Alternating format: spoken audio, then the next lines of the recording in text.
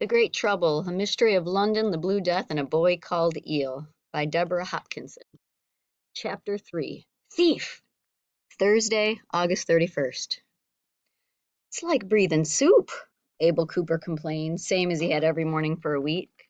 Hot, stinking soup. Any errands for later, Mr. Cooper? I asked the foreman as I mopped the brewery floor. In this heat? No, I'll not send you out. There's bad air out there. Poison, he declared, wiping his forehead. Bad air brings trouble. What kind of trouble, sir? Disease, lad.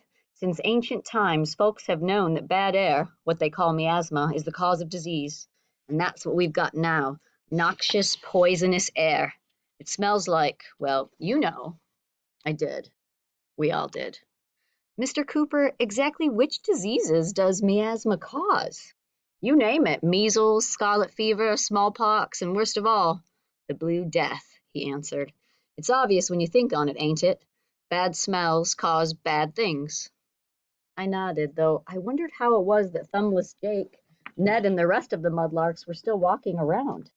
Seems like we all should be laid low by now from inhaling that filthy, smelly air that rose off the Thames, especially since so much of London's garbage and human and animal waste got dumped into it.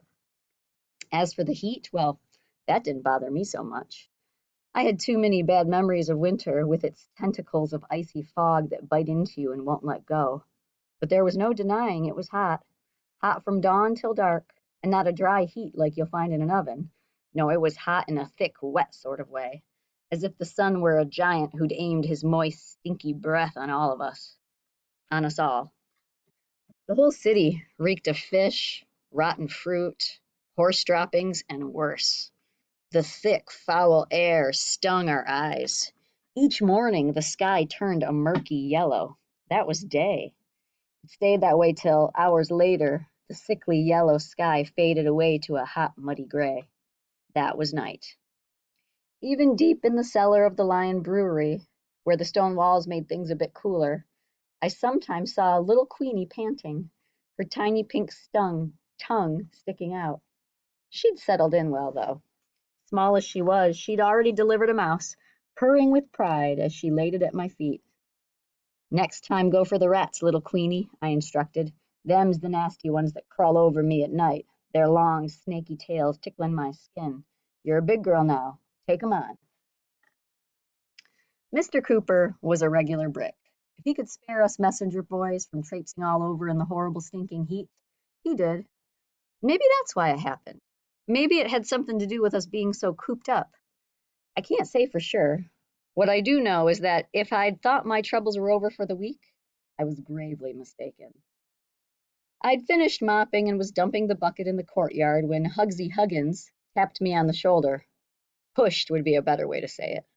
I stumbled, sloshing water over my legs. Watch it! I felt like knocking him flat.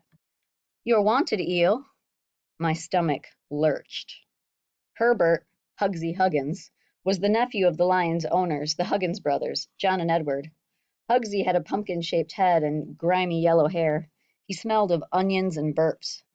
I'd always wondered how he'd gotten that nickname. A less huggable lad I never saw.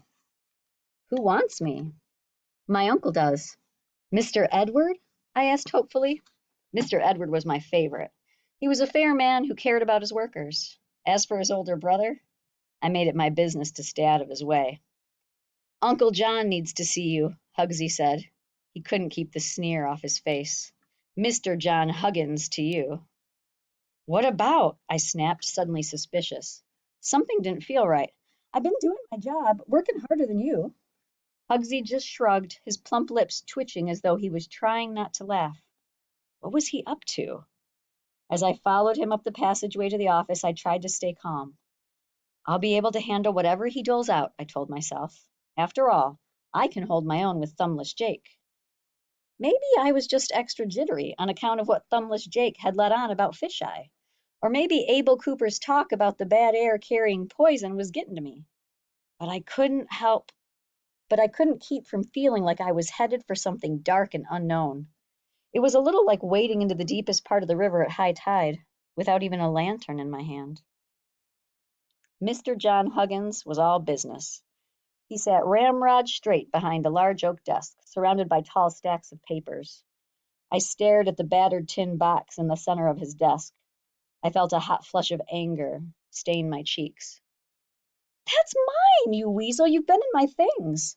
I whirled on Hugsy and grabbed his shirt. Hugsy squealed like a piglet. Uncle, get him off! Stop that, commanded Mr. John, though I'd already pulled away. Watch your temper, I reminded myself.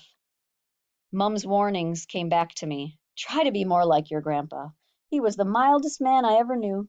He always said the best way to win an argument was to pretend you're pouring cool water on a hot fire. But I didn't take after my grandpa. Mr. John had tiny, glittery eyes just like his nephew, but mostly it was his eyebrows you noticed. They grew up out of his forehead like a thicket of branches. Don't turn on young Herbert here, he purred, though it was not the same purr as little Queenie's sweet, contented sound. It was more like a lion's menacing growl, or at least what I imagined a lion might sound like. Herbert's quite correct to bring this to my attention. He gestured to the box on his desk. Now, young man, can you tell me where these coins came from?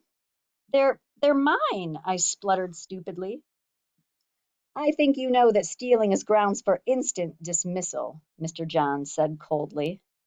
That is exactly what Hugsy wants, I realized with a start. He's trying to get rid of me. My heart sank. My eyes burned with tears I wouldn't let fall. This couldn't be happening. I'd been safe here at Lyons since May. I had food, clean water, and a place to sleep. Abel Cooper treated all of us messenger boys fairly. I couldn't be thrown back on the streets, not now, with Fish-Eye Bill looking for me. I dreaded taking up the life of a mudlark again, scavenging in the filthy river day after day, no matter what the weather. Being a street sweeper wasn't much better, pushing aside dog and horse dung from the paths of gents and ladies, then standing by and hoping for tuppence. It was little better than begging. These last few months at the Lion had changed things for me. I'd started to believe I could make something of myself someday. I might be a foreman like Abel Cooper, or maybe I could start a small shop, learn a trade, or even become a clerk, just as Pa had been. All this was far off. What mattered now was protecting my secret. And to keep it safe, I needed 4 shillings a week. 4 shillings and a penny, to be exact, to be delivered each Friday. That was the precise amount I had in my box, all ready for tomorrow morning. And except for a few coins in my pocket, it was all I had in the world. I earn this money fairly, sir, I declared. I do odd jobs at night or when I'm not needed here. What kind of odd jobs? I feed animals and clean their cages for a doctor over on Sackville Street. And when I'm done here in the evening, I help Mr. Griggs, the tailor who has a shop across the road at number 40, I explained. I sweep up the extra threads and bits of cloth and make it tidy for customers the next morning. You can ask Mr. Griggs yourself. Now, young man, no need to get excited, Mr. John said in that same cool, smooth tone. He picked up a small, ivory-handled penknife and began running the blade under his fingernails. He's enjoying this, I thought. He likes making me squirm. I find your story somewhat suspicious, he said slowly, still concentrating on his nails as though he couldn't even be bothered to look at me. Do you really have time and energy at the end of the day to hire yourself out to someone else? Surely Mr. Cooper can find more work for you if that is the case. I clenched and unclenched my fists. I always check with Mr. Cooper, sir, before I go. He'll tell you I'm a good worker. I almost let slip that I was sure Mr. Edward would back me up too, but that might not help me with Mr. John. Suddenly, I remembered something. Just yesterday, I'd come around a corner and heard Mr. Edward's voice. Don't let it happen again, Herbert. I hadn't thought much about it then. Now I wondered, had Mr. Edward caught Hugsy skimming pennies off a payment? When Hugsy and I were sent to collect on a bill, we were supposed to return with the correct amount of money. But it was possible to cheat, to say that the customer hadn't been happy with his lot of brew and had kept back a shilling, or that the customer had shorted us and we hadn't noticed. Maybe Mr. Edward had noticed that Hugsy had come up short too many times. Let me ask you another question, Mr. John was saying, switching the little knife from one hand to the other and starting to dig into the skin behind his thumbnail. I watched, unable to take my eyes off the shining tip of that tiny blade. That's what I am to him, I thought. Just a speck of troublesome dirt under a nail. You claim you earned this money through your own labor, but what possible reason do you have? Are you not satisfied with your job here at the Lion? You get room and board and good water to drink. What use do you have for extra money? Mr. John demanded. I couldn't tell him the truth, of course. I thought fast. To better myself, sir, I said meekly, lowering my gaze to the tips of my old shoes. I could see my left toe beginning to poke out. It would take more than one sweep of Mr. John's penknife to get my nails clean. I'd like to make sure I have proper shoes so as to look presentable when I deliver messages and such like. Mr. John waved a hand as though to clear the air of my words. Are you aware, young man, that there have been some irregularities in the accounts here? I whirled around to look at Hugsy and caught the tiniest of smiles flitting on his puffy lips. My hunch was right. Hugsy had been skimming the odd coin from his uncle's operation. When he'd found my box, he figured this was a chance to put the blame on me. I lowered my head again, feeling trapped. If only Mr. Edward were here. But Mr. Edward was gone on business all week. Hugsy had chosen his moment carefully. He wasn't quite as stupid as he looked. He must have seen that Mr. Edward watched out for me. I wondered if Hugsy had resented me from the beginning, for it was Mr. Edward himself who'd agreed to let Abel Cooper take me on at the Lion. Of course, I had Thumbless Jake to thank too. It was the nicest thing Jake had ever done. It had happened one raw, cold night in early spring, when it seemed like winter wouldn't ever let go. Jake had stood me a mutton pie in a pub on a strand that night. You look like a drowned rat, he growled as the rain beat down on us. As we'd sat steaming in front of a fire, the rest of the patrons keeping their distance, not surprising, given the way we smelled, Abel Cooper had walked in and recognized Thumbless Jake. Why, if it ain't Jake, he exclaimed cheerily, coming over to shake Jake's hand. Remember me from the Lion? You used to shoe all the horses for our delivery wagons. Let me buy you a pint. I was that sorry to hear you'd left the business. I still say you were the best smith in London. Is this your lad here? I'll take a gin, Abel, if it's all the same to you, Jake muttered, his eyes lowered. Even through the layer of dirt on his skin, I could see a pink flush of shame creep up his neck. Poor Jake, I remember thinking. It's not easy for him to see his old pal now that he's so down on his luck. Maybe it was Jake feeling like he wanted to be in charge of something that made him put me forward. This is Eel, he told Abel Cooper. Now, he ain't me boy, but he's a good lad nonetheless. Had some letterin' too. I hate to see him waste away on the river. You got a use for a boy over at the Lion? Abel Cooper looked me up and down. You seem a sharp lad with those dark, bright eyes, he said agreeably.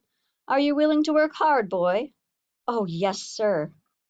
Well, then you can clean yourself up, lad, so you don't carry the stink of the Thames on you. I'll have you meet Mr. Edward Huggins, said Mr. Cooper. Business is due to pick up this spring, and we could use a new messenger boy and someone to mop the floors and clean the place. Thank you, sir.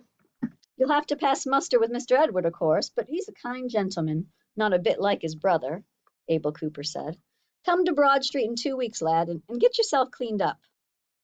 That's how I landed my position at the Lion Brewery. It was also why I owed Jake. I'd done all right at the Lion, making myself useful and working hard for my keep. I fetched meat pies from the street sellers for the higher-ups. Seeing as how I knew London streets like the back of my hand, I could always be depended on to deliver messages quick-like. Part of the day, I'd sit in the boys' box, a small room with a counter and pigeonholes and bells. Whenever a bell rang, I'd leap into action. I'd deliver the message as fast as I could and run right back for the next one. I hadn't been there long before Abel Cooper remarked on my speed. How'd you get back so fast? He asked me once when I turned up not long after going way over to Doughty Street. The other messenger boys are constantly getting lost. It's like you've got a map of the city in your head. I thought about this for a minute. Well, Mr. Cooper, in a way, I do. I've walked a lot and know my way around the city. I make a map in my head before I start, so I usually can get there and back right quick. I'd been this way since I was little. Seeing how things fit together seemed to come natural. You're like your father, Mum had said once. I did have memories, thin and dreamlike, of long walks with Pa, or of sitting on his lap as he pored over a giant map of London, spread out to cover the entire table. Abel Cooper had been pleased